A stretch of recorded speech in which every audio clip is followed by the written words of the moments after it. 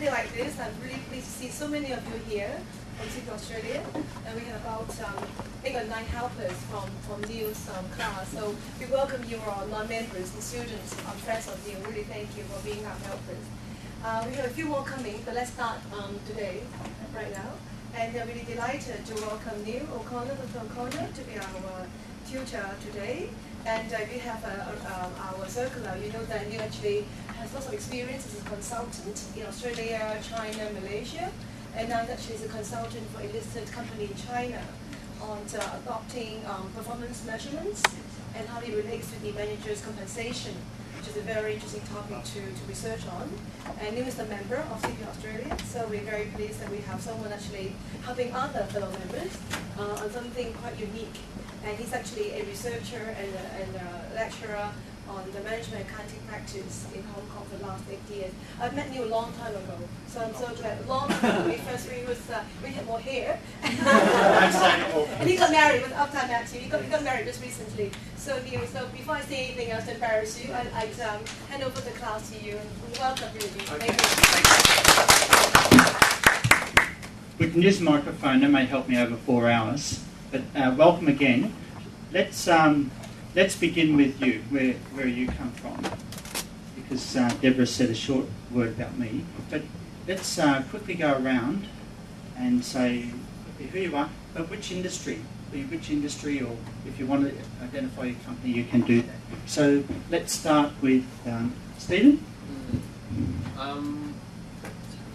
Hello. Okay, anyway,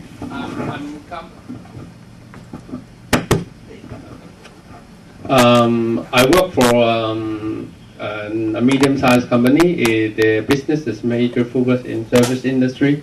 They have properties and property developments and also travel industries. I'm a financial controller for that group. Yeah. Good afternoon, everybody. My name is Johnson. I work in a small company which is doing trading and some packaging in Hong Kong business. Thank you. Hello, I'm Matthew. I come from Hong Kong, and I work in an accounting system company. Yes. Hello, everybody. My name is Simon, and I'm working in a professional firm.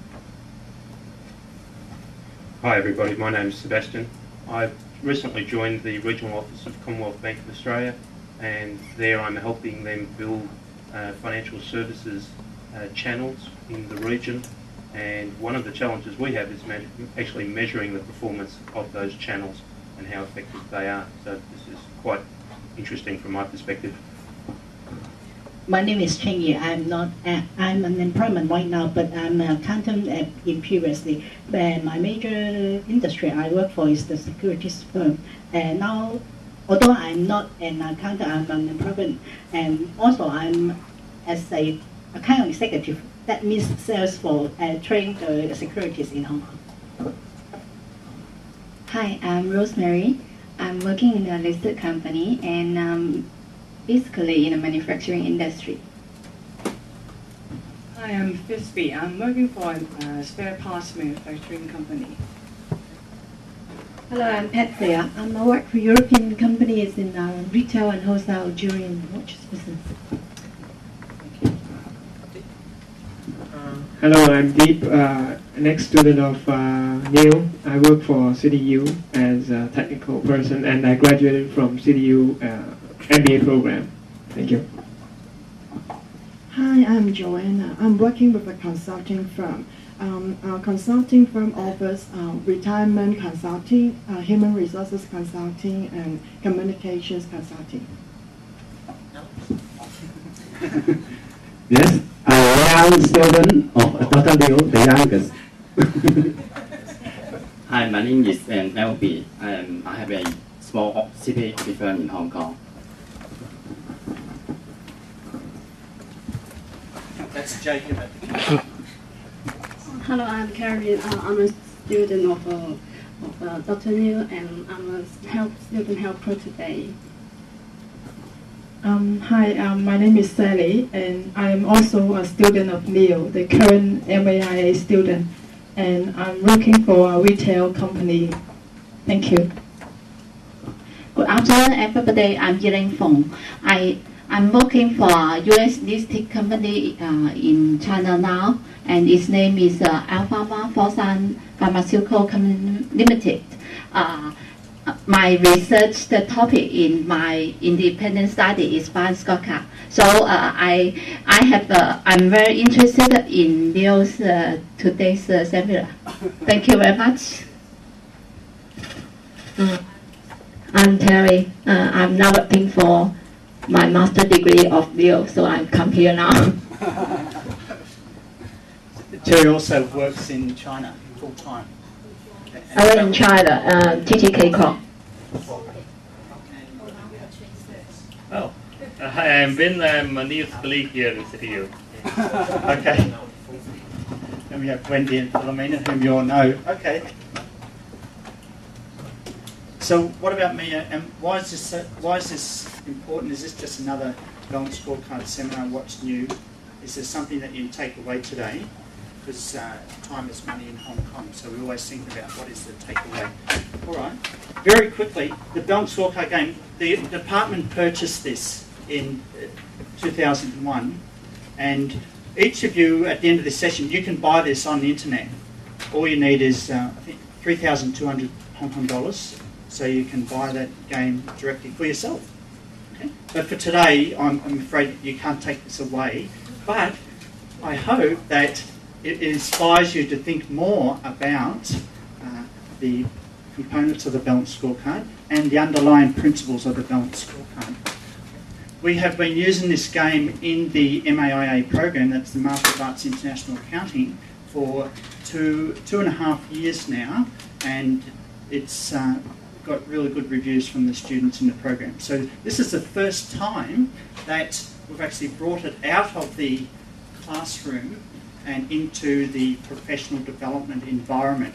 So in some way this is an experiment, and I appreciate CPA Australia for taking up the bat to help support us with this challenge. And we think this can be larger than what our presentation is today, because really all the materials that you've got, let's just check on the materials. You all have this spiral bound book, and welcome. These materials, we could spend two days easily going through these materials, and I'm afraid we only got 4 hours, so it's my job to manage the time for you and take you through as quickly as possible, but not so quick that you don't pick up the principles.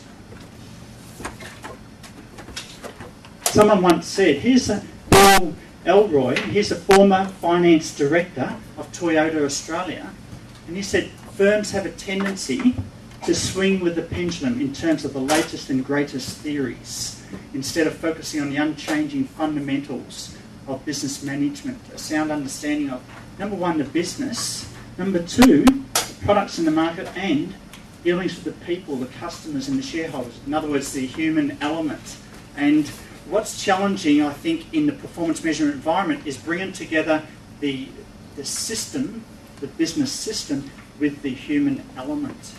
And we're going to face some of those challenges today. Now, how is this simulation different from previous seminars or other ways of teaching? Well, generally, there's always a theory component, especially if you're doing a university course. We always emphasise theory is important grounding because it stands the test of time. Theory doesn't necessarily get wavered by fads and short-term trends. It's always there as a foundation. But more importantly, universities now try and emphasise case studies, and a lot of professional development seminars, they bring in their case studies. Okay, I've been consulting in China, and so I come in and talk to you about this company in China. But one challenge that I see very rarely in a lot of presentations is the use of simulation games. Simulation is the next best thing to real-world experience. It's the closest thing, and this is why we think this simulation game will be very special in the long term, not just today, because I hope to run this more often than today. Yeah, so there's one industry that does use simulation very, very extensively, and that's the defence department. war games have been part of their bread and butter for a long time. War games? Yeah. And aircraft industry? Exactly. It's the closest thing to real world experience, and that's what we all want in order to develop it. Many of us want to shortcut that experience. How can we get to point C by passing B, or cutting down the time in which we do that? Many of us feel, I'm sure a lot of you feel that being in Hong Kong, it's like double the time of when you work in Australia. I've worked in Australia before. It's sort of like time is 2 times. Everyone wants to get to point A, B and C as soon as possible. Simulation helps you to do that. It's not perfect, but it's the next best thing. So that's the point I want to make there. And you'll get a chance to run that simulation today. This seminar also help you rethink your approach to organisation design. Sebastian, you mentioned about the problems you're grappling with, the performance measurement issues. Yes. Okay, so hopefully we bring out some of those issues today, and may not have all the answers, but have a different way of approaching the problem. The strategy map framework I'll introduce you to. Some of you told me on your pre-survey that you have some knowledge of it, and that helps you understand more about the past, present and future, and also balances the needs of customers, shareholders and employees. And also we want to look at very quickly the games organisations play, and that's related to the balance of authority, measurement and rewards. That's always, I think, that gets very close to Sebastian's case. How do we balance authority, measurement and rewards? And we'll talk more about that later. I won't go through all of this, but I did some reflecting in the last week, and I'm thinking, okay, the people come in here, some of you may be your own boss. Anyone? Is anyone their own boss? No one? Okay. Then some of you may be employees. Is that true? Okay, so I either get you one way or the other. And what I wanted to just quickly show was that perhaps if you're a subordinate, and let me just move this down here, without tipping it over. Thanks, Wendy.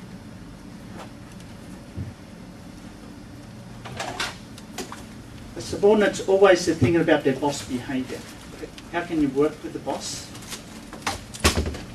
How can you develop that relationship so you can get what you want in the organisation?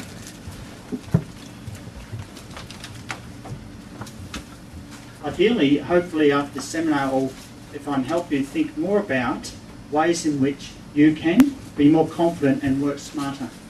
I'm going to introduce you to some approaches to systems thinking that will help develop your confidence even further, no matter what level it is at now. If you're more confident and you can work smart, then it's easier for you to be more committed and proactive. So if you come up with an idea or suggestion, if you're more confident, then it's easier for you to take it to the boss. Okay? Now, obviously, how many of you want to feel excitement or recognition in your job? Hands up. Maybe there's something else. Maybe there's something else. Maybe you just feel like it's part of life. I want excitement. I want recognition. Perhaps today, if we understand more about strategy map and lead lag indicators, we can understand more about boss behaviour. We can help ourselves be more confident and work smart, and be more committed and proactive. So I'm trying to think of one of the takeaways that from today's session. Why does that help the organisation? Because if you're more confident and the boss plays a great job at leading, coaching, or as a friend, then that develops trust and information sharing. Why is that important? Because when you have more trust and information sharing, you can have a more aligned culture that's decision focused. And ultimately, there's a third party here that I haven't mentioned, that's the customer. And that's where ultimately the firm exists because of the value it is providing to its customer. So let's quickly go around. You all work through an exercise. Tell me